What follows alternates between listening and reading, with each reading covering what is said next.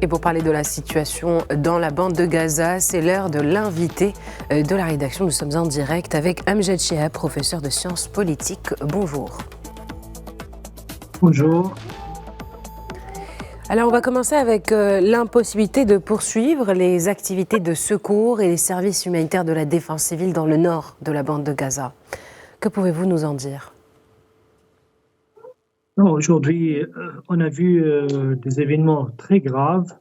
Le sol bombier a été brûlé, bombardé, et il n'y a pas de secours. Ils ont arrêté et même torturé les hommes qui travaillent au secours, qui travaillent au service des gens blessés et bombardés, et afin qu'ils puissent forcer les gens à partir. On a vu comment ils arrêtent les civils, ils torturent les civils, arrestation de la jeunesse, ils leur mettent dans les camions dans une situation inhumaine, et aussi ils séparent les enfants de leur mère pour faire peur aux familles. On ne parle pas des massacres quotidiens, et chaque jour, il y a au moins entre 100 et 150. C'est des gens qui sont identifiés. On ne sait pas s'il y a encore des gens qui sont le comble chaque jour par des massacres pour forcer tous les habitants afin qu'ils puissent faire un nettoyage ethnique. Et il s'appelle, c'est le plan de généraux et qui se base sur la déportation de gens par la force et affamer la population avec une coupure d'électricité, de l'eau et de toutes les aides humanitaires.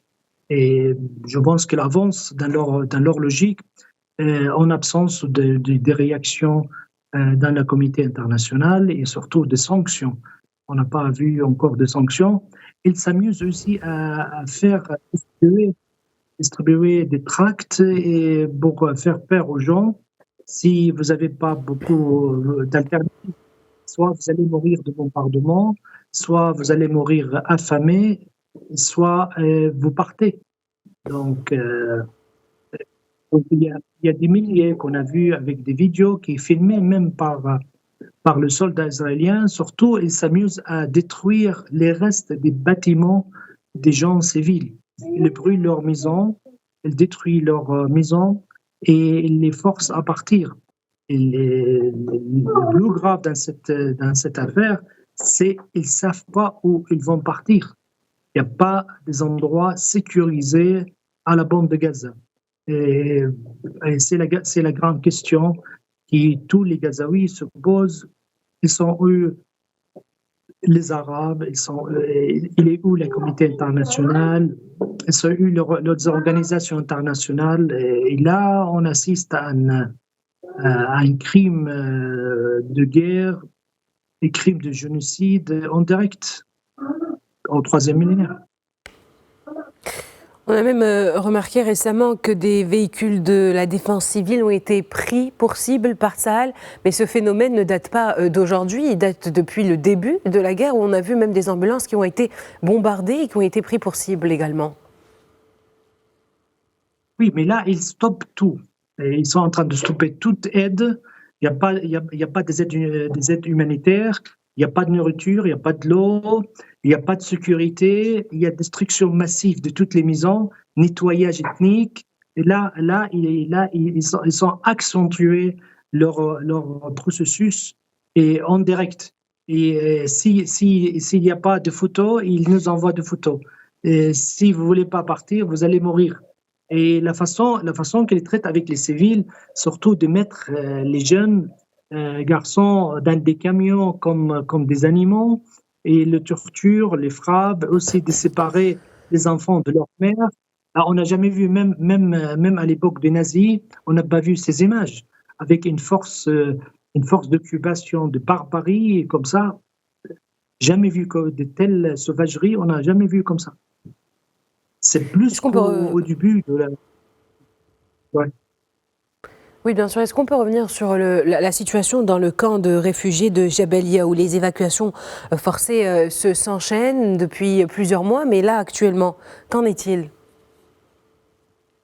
Voilà, ils ont presque réussi à faire sortir la moitié de la population. Il reste les moitiés, je crois, il reste encore 150 000 qui refusent de partir.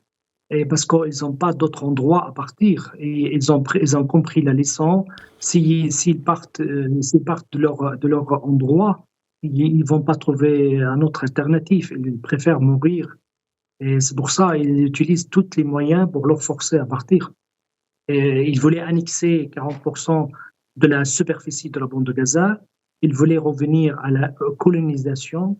Ils voulaient faire des projets économiques après le nettoyage ethnique de nord de la bande de Gaza. Ils voulaient faire des zones de sécurité.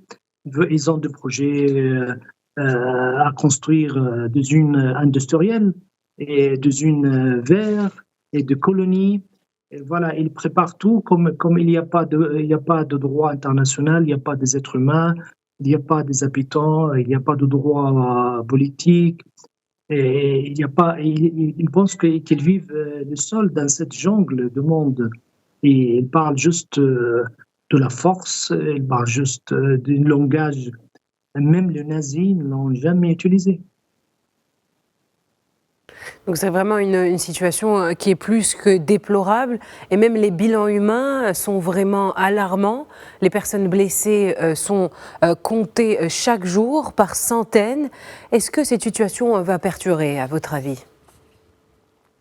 Oui, les nombres de gens qui ont été tués, on ne le sait pas.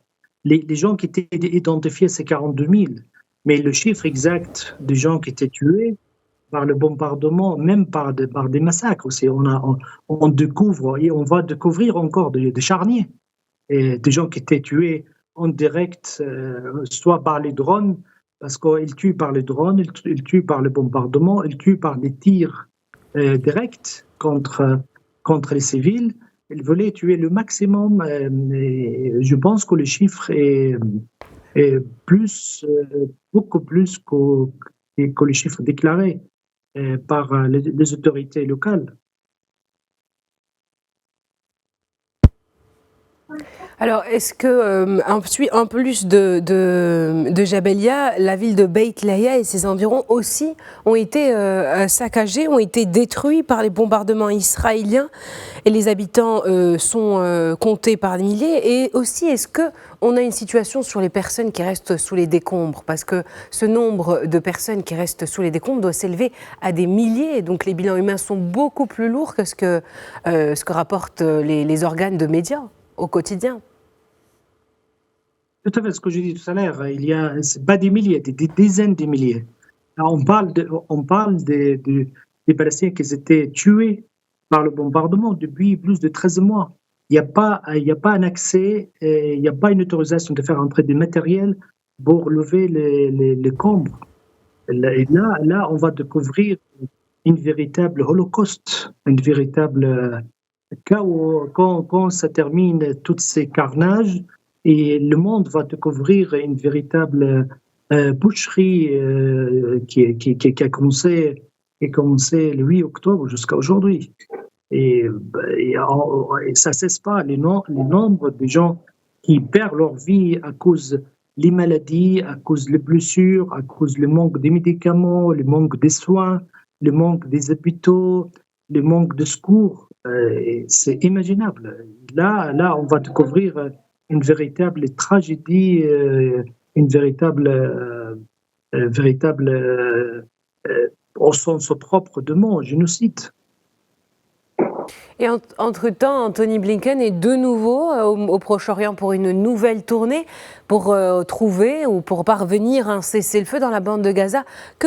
Comment décririez-vous ces visites répétées du secrétaire d'État américain mais qui ne mènent pas vraiment à des négociations ou à des pourparlers? Oui, c'est le 11e voyage depuis le 8 octobre. C'est le 11e voyage au Proche-Orient. Et il vient juste rencontrer avec son ami criminel Netanyahou. Et il ne cesse pas de dire que je suis sioniste, mais je suis juif. Et je pense qu'il est plus défendeur de l'État criminel que les États-Unis. Il aurait dû être Premier ministre des Affaires étrangères de l'État sionisme, parce qu'un échec après un échec, il ne joue pas un rôle neutre. Il joue un rôle en faveur en faveur de l'État criminel sionisme, mais surtout, il défend la thèse, il continue de défendre la thèse de son chef. C'est pas son patron, c'est pas Bournou, c'est pas le président Biden. Son patron, c'est Netanyahu.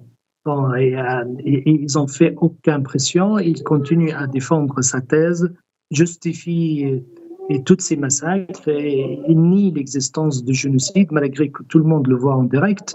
Et aussi, il continue à fournir toutes les aides militaires, surtout les fournir des bombes. Si on calcule 85 000 tonnes d'explosifs tombés par des avions sur une superficie de 350 km², c'est jamais vu dans l'histoire de l'humanité.